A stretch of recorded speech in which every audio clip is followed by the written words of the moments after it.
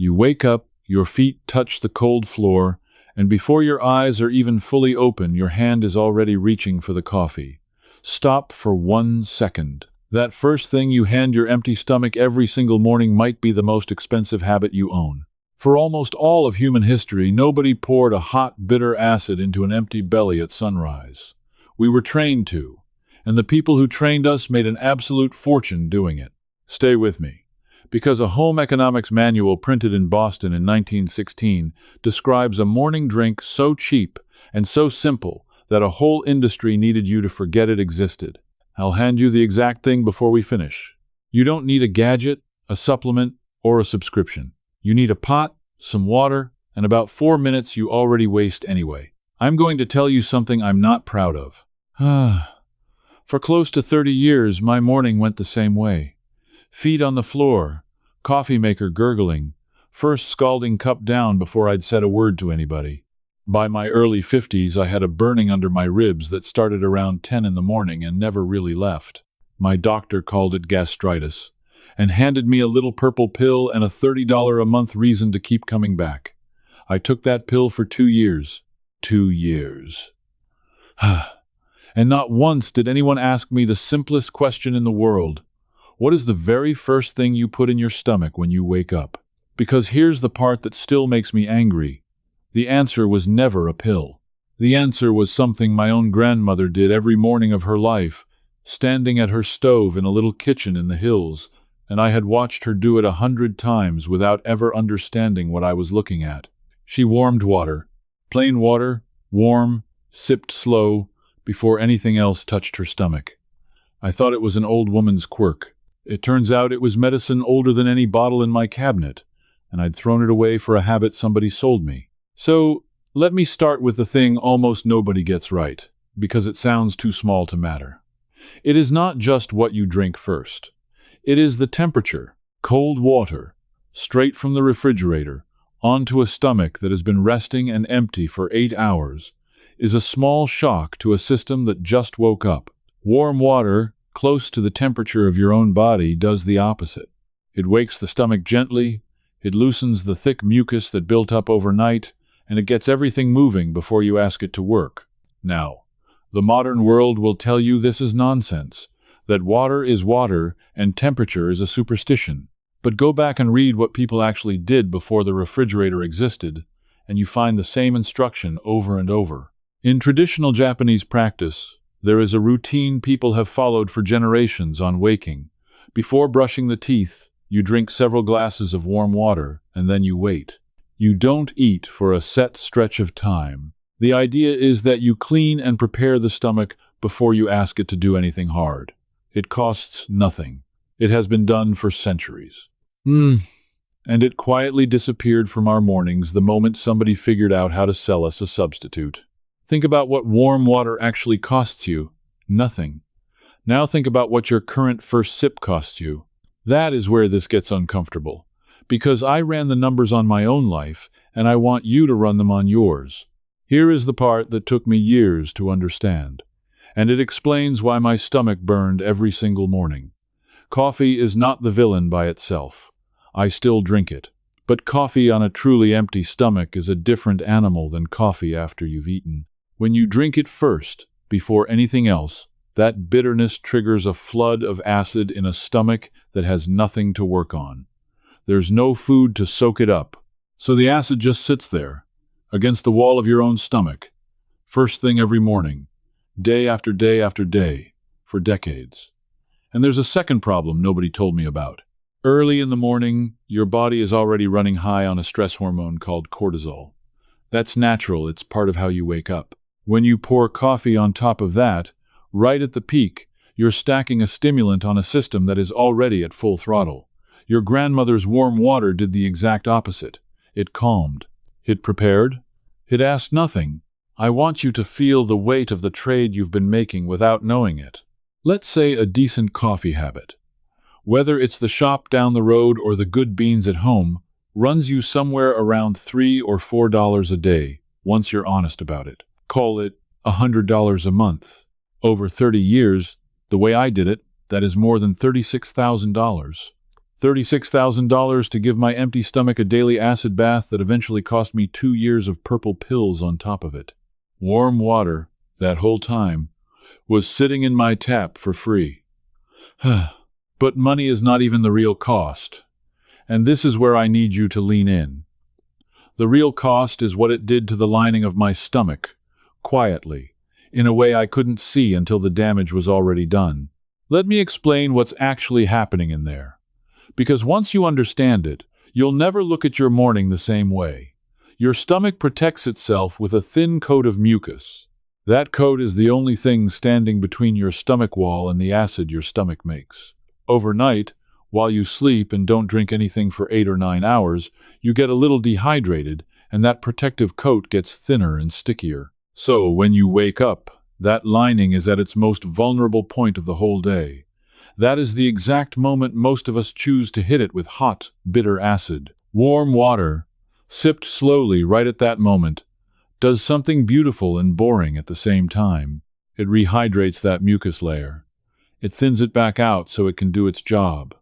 It rinses down whatever settled overnight. And it does all of this before a single drop of acid gets stirred up. My grandmother didn't know the word for the mucus lining of the stomach. She didn't need to. She knew that warm water first thing made her feel right, and that everything her mother taught her about a calm morning stomach started with the same cup. Now, here's a question that stopped me cold when I first thought about it. If this is so simple, so cheap, and so old, why did every one of us forget it? Water was free. It worked. Our great-grandparents did it without a second thought. So, who benefited from us dropping the habit and replacing it with something we had to buy every single day? Follow the money and it gets very interesting very fast.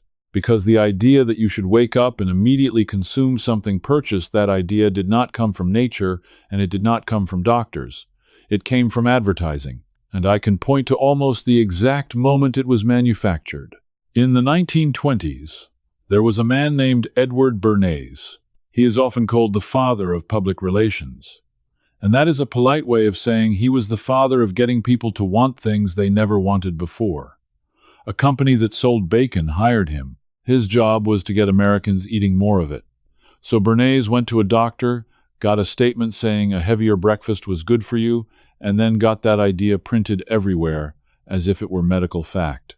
Almost overnight, the big American breakfast, the heavy plate, the meat, the works, became the healthy thing to do. It was not discovered, it was sold. And that same era gave us the phrase you have heard your entire life. Breakfast is the most important meal of the day. That line was pushed hard by the companies that made breakfast cereal right around the middle of the 1940s to sell you boxes of the stuff. It was a slogan before it was ever a fact. Sit with that. The single most repeated piece of morning wisdom in the modern world started life as an advertisement. So here is what got buried under all that noise. The quiet, ancient, free habit of preparing your stomach gently warm water first, then waiting, then eating light, didn't fit the plan. Nobody makes a dime when you drink warm tap water and wait 20 minutes. There's no box to sell, no cup to ring up, no monthly refill. It's not that anyone held a meeting to ban warm water. It's that a habit with no profit in it simply gets drowned out by 100 years of habits with enormous profit in them. And after enough decades, we forgot it was ever ours. I know what some of you are thinking right now, because I thought it too. This sounds nice, but it also sounds like one more complicated morning routine you don't have time for. You've got to get out the door. You've got people to take care of. You are not about to start some elaborate ritual with timers and special cups. So let me talk to you directly, the busy one, the tired one, the one who is sure this is too much trouble, because this next part is built exactly for you and your ordinary kitchen. Here is the entire method, and you can start it tomorrow morning with nothing you don't already own. Tonight, before you go to bed, fill a kettle or a small pot with water and leave it on the stove. That's it. That's tonight's work. In the morning, before the coffee, before you check your phone, before anything, you warm that water until it's about the temperature of a comfortable bath, not hot, not cold, just gently warm. You pour yourself a mug, and then you sit down. You do not gulp it. You sip it slow, over about 5 minutes, the way you'd sip something you actually cared about. That's the whole thing. Warm water, sipped slow, sitting down, before your first bite or your first coffee.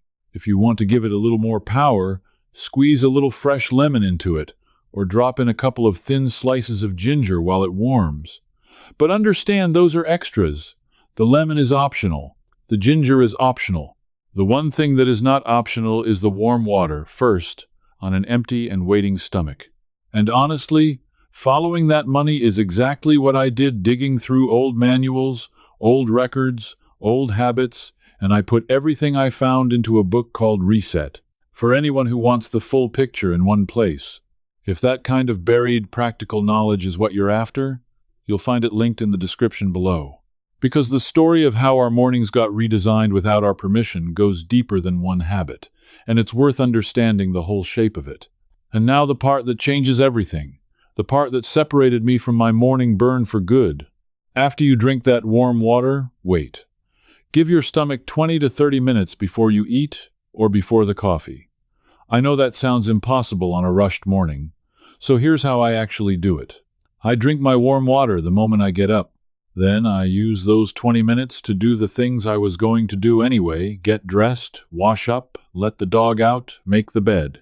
By the time I'm done, the stomach has had its gentle wake-up, the lining has rehydrated, and now, the coffee lands on a stomach that is prepared for it instead of ambushed by it. The first week I did this, I noticed the burning under my ribs was softer. By the third week, most mornings, it was simply gone. I stopped needing the purple pill, and I want to be careful here. Talk to your own doctor before you stop anything you were told to take. But I'll tell you plainly what happened to me. A 2-year prescription got replaced by a habit my grandmother had for free, and the only thing I lost was a monthly charge and a burning I thought I had to live with. But warm water, as good as it is, was not the end of what I found. It was the doorway. Because when I started digging into those old household manuals, trying to understand how far back this warm water first idea went, I kept tripping over a second morning drink, one that was once so common, so ordinary, that people made it in bulk and kept it in the kitchen the way we keep milk. And this one doesn't just soothe the stomach, it coats it. Let me tell you what I found, because this is the part I'd never heard in my whole life, and I've been on this earth a good while. I was reading through descriptions of old convalescent care, how people nursed the sick back to health before hospitals and pharmacies, and the same drink appears again and again across country after country, century after century. Barley water, just barley, simmered in water, strained and sipped. Now, I'd heard the name the way you've heard names of things your great-grandmother might have made, but I had no idea what it actually did or how far back it went. So I followed the thread. And the thread went all the way back to Hippocrates, the ancient Greek physician, the man they named the doctor's oath after, more than 2,000 years ago. He wrote about a barley preparation the Greeks called pitisan, and he described exactly why he used it. It was smooth, it was soothing, it clung gently to an irritated stomach and calmed it, without demanding anything hard from a body that was already struggling. For over 2,000 years, that was standard knowledge. It was in the medical texts. It was in the household manuals. It was in ordinary kitchens. And here is why it works, in plain words. When you simmer barley in water, the grain releases a soft, slightly silky substance into the water, a gentle, soothing quality you can actually feel on your tongue. When you drink that on an empty stomach in the morning, it does something warm water can't quite do on its own. It leaves a mild, protective, soothing layer behind. It's the difference between rinsing a dry pan and lightly oiling it first. For anybody who wakes up with a sensitive, sour, or burning stomach, this old, forgotten, penny-cheap drink was the answer people reached for automatically, long before anybody thought to sell them anything else. So let me hand you the exact thing, the way those old manuals laid it out, simplified so you can make it this weekend with what's in your kitchen. Take a couple of tablespoons of pearl barley, the ordinary kind from the soup aisle, the cheapest bag on the shelf. Rinse it. Put it in a pot with about 4 cups of water. Bring it up to a boil, then turn it down low and let it gently simmer for about 30 minutes. Then you strain it. The soft barley you can eat or put in a soup so nothing is wasted. The cloudy water you're left with, that pale, silky liquid that is your barley water, let it cool until it's just warm. And that, sipped slow first thing in the morning, is the drink Hippocrates was writing about while Rome was still a village. You can make a big pot on Sunday and keep it in the refrigerator for a few days, then warm a cup each morning. A whole week of it costs less than a single cup of coffee at a shop. Less than a single one.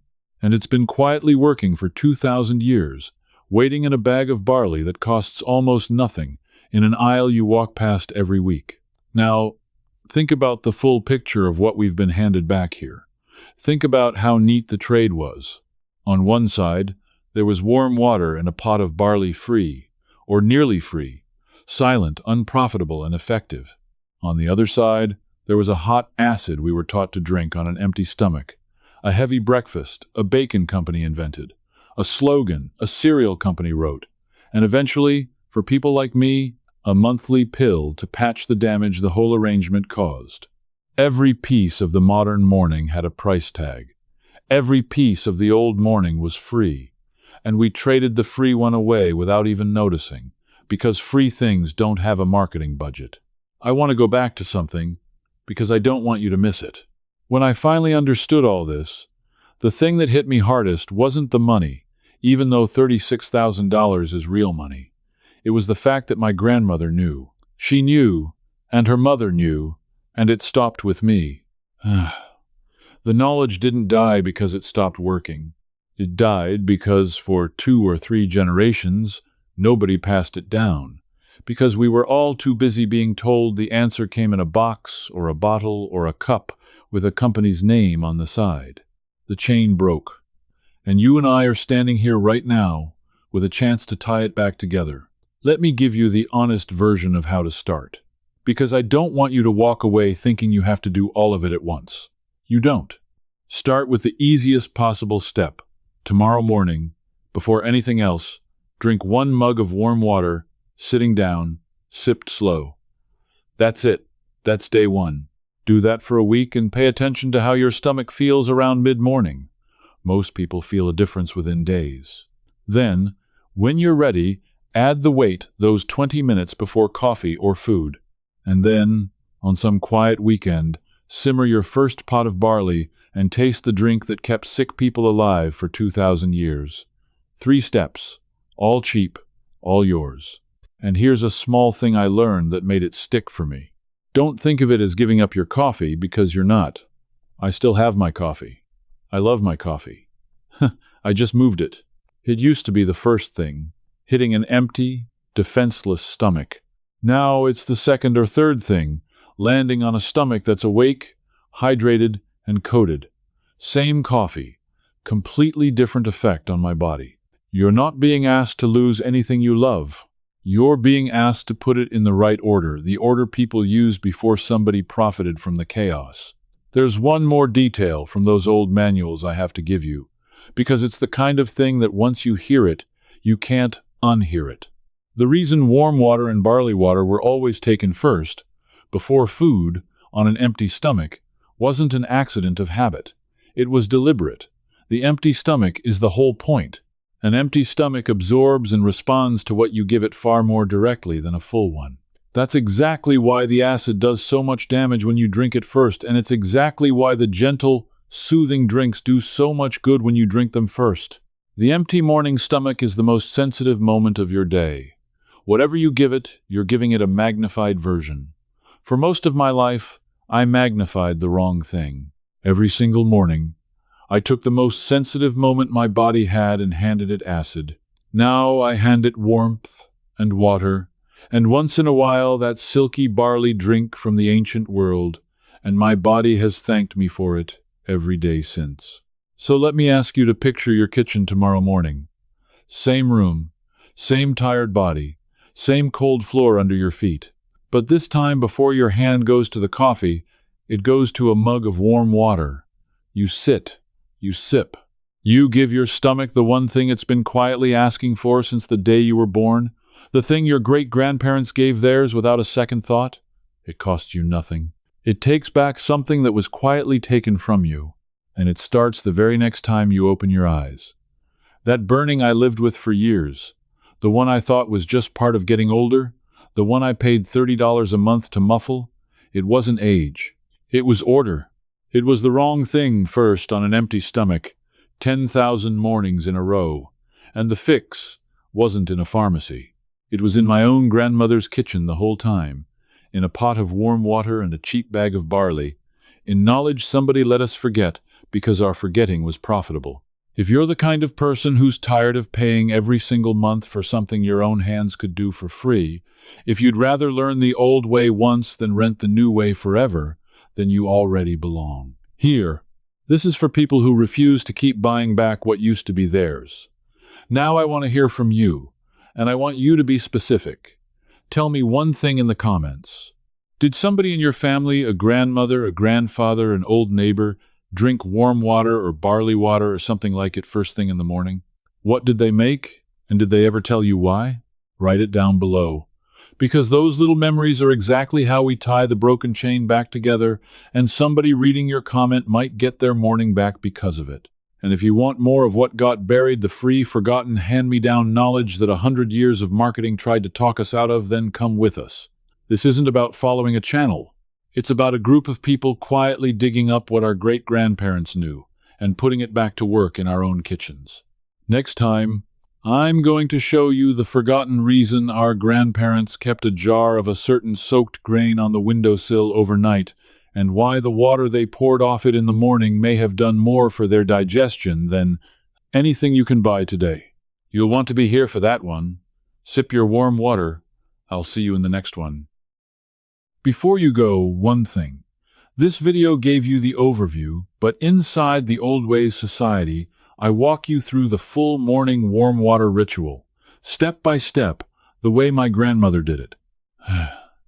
And if something doesn't fit, you ask me directly, and a real person, me, answers you myself. You won't be doing this alone. Just point your phone's camera at the code on the screen. Cancel any time with one click.